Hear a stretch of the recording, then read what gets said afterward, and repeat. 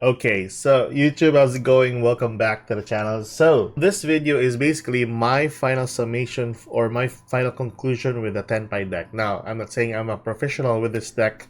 I've only played this deck for like almost a week or so. And kudos to the guy who actually gave me the help with regards to how to play this deck, going first, going second, tips and tricks for the deck. He invited me with a Discord server, so kudos to the guy up here. I'll be posting your name right here, guy. So thank you so much, sir. It really helped me a lot. But yeah, my final summation for this deck is there are some times that I can say that this deck is practically linear. The best way to play this deck is always going second.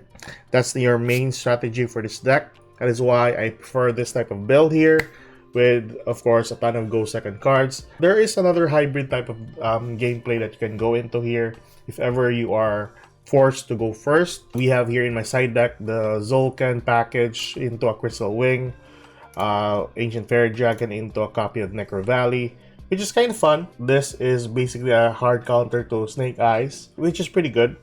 The Nibiru is also one good thing here. The Haunted Mansion and the Ash Blossom. I can shift these cards out for my Snow Rabbit and a copy of Veilers.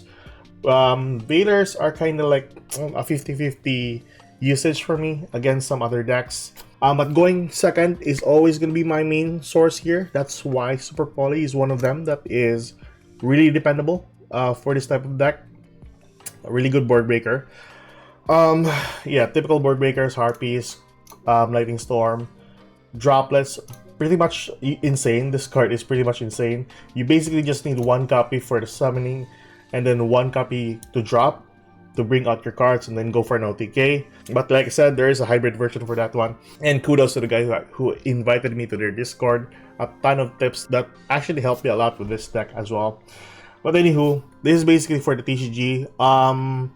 The format was actually hard for me in the past days because I was too focused with the OCG and Master Duel format. It was kind of hard for me to go into TCG with a different format, of course. I mean, Fenrir was like, I did try to use Fenrir with this type of build on 3 copies, and my gosh, 3 copies for Fenrir in the TCG was kind of insane. I got to learn some other neat decks, of course, but not to an extent.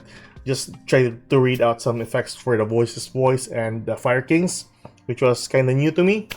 Some other new decks that was released as well alongside the Tenpais, which is the Lightsworn, which is kind of fun. I think that's basically it. Mostly Snake Eyes, Fire Kings, new brandeds, and Voices Voice were my main problems with the deck because I still was on a learning curve. After a while, it was getting kind of fun, of course, going second all the time.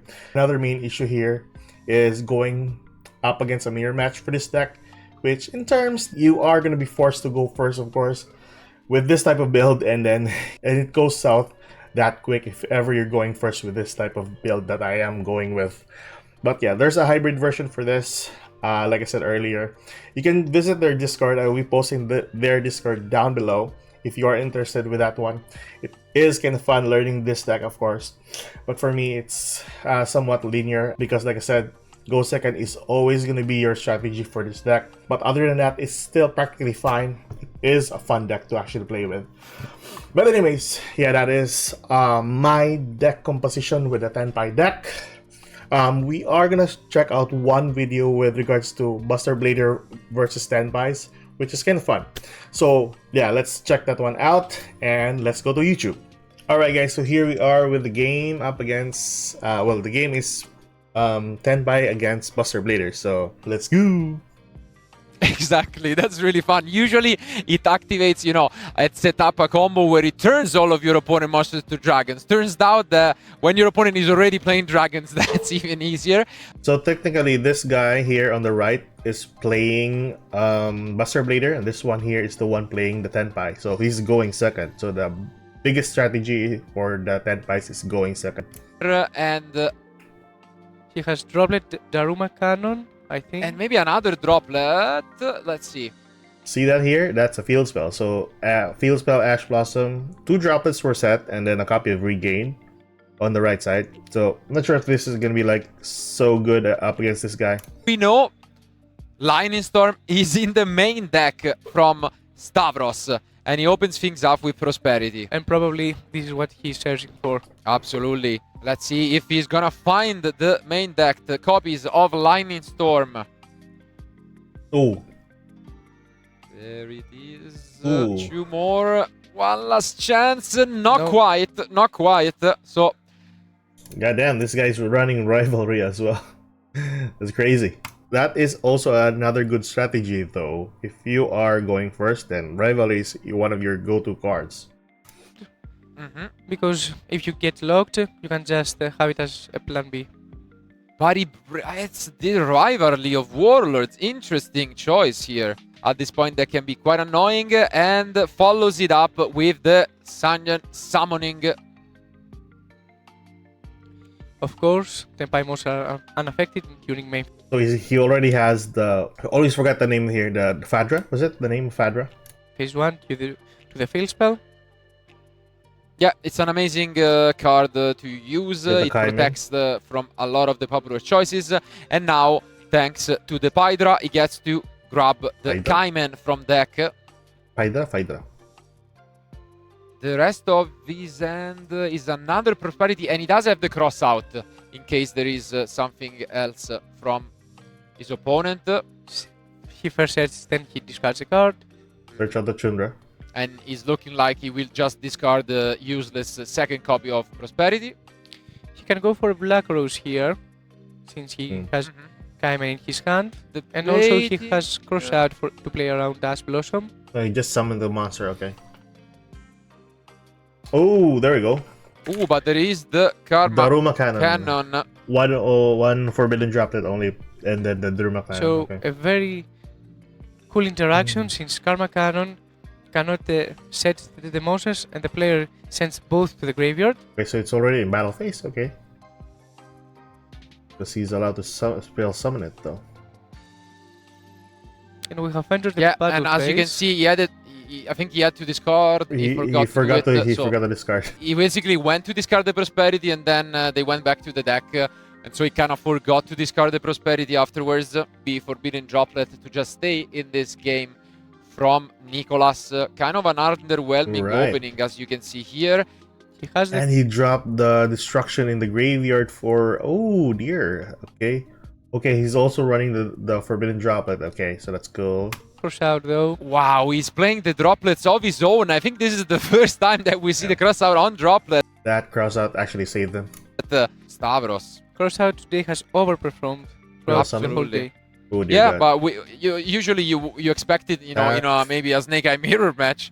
You don't expect it on droplet against like two Ooh. decks that couldn't. And that's basically game right there. I mean, summon this from the grave, some attack, then use the effects. We'll summon the Pydra. Be more different if you tried. Or was so. it Fudra? I forgot. As mentioned, though, this is one of those unique decks where you can push a lot of damage, even though Prosperity is gonna half. Exactly. He already has the out. I mean, doesn't really matter if he has Prosperity, though. I mean, this right here, he'd go beyond. He also has the field spell, so technically, when he summons the Dragion on the field, it's gonna be a win. And I think that this is the case right here. He can probably OTK. Let's see. It's gonna be a lot of damage.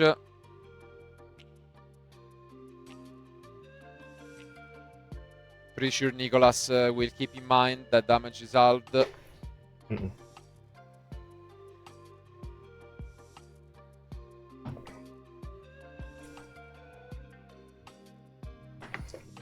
He will synchro summon, probably reborn from the graveyard.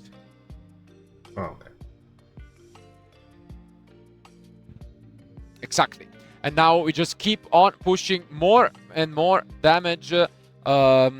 Right here in the main deck, there is not much that can be done, because most of this is all gonna be fire monsters, and we know that Nico is mainly on bestials as interruptions in the main deck.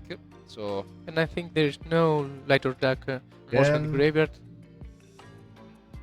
Understandably, even though that was half, or the damage of the monsters are still half, he can still bring out more damage to the field. I mean, another 3k or 3 more 3ks if he summons the Trident to the field, still gonna be game. and let's see. Gonna perform yet again another summon, and then this will allows him to bring back from the graveyard Since he has his already Bident. Yeah, attacked 3 times. Bident Dragon is back. He has Transcendent Dragon as well. And yeah, Yes, as you again. mentioned, this is enough through prosperity to just close this duel out. Actually, the one that helped him with that game was the crossout. If he did not have the crossout, he would have lost that game. Straight out. If he did not have that crossout, he would have lost the game. But yeah, that was a quick game for Tenpais. But anyways, that is my final summation for the deck. I think it was pretty much linear going second. The strategy works very well if it's going second. I do love the deck, but like I said, there are some tendencies that you can go for a hybrid version. Another good floodgatey card is typically the Rivalry, also Necro Valley with the Ancient Fairy Dragon. But yeah, a lot of good tech cards that you can use for the deck as well. That is it for today, guys. That is the video, and hope you enjoy this kind of content. Like and subscribe. I'll see you guys in the next video. Goodbye.